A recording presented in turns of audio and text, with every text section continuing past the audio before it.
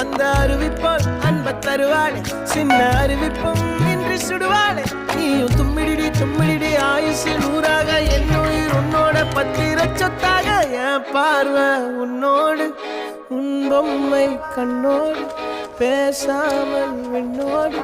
நாம் மிதந்து போவோம் காதாரா அடியா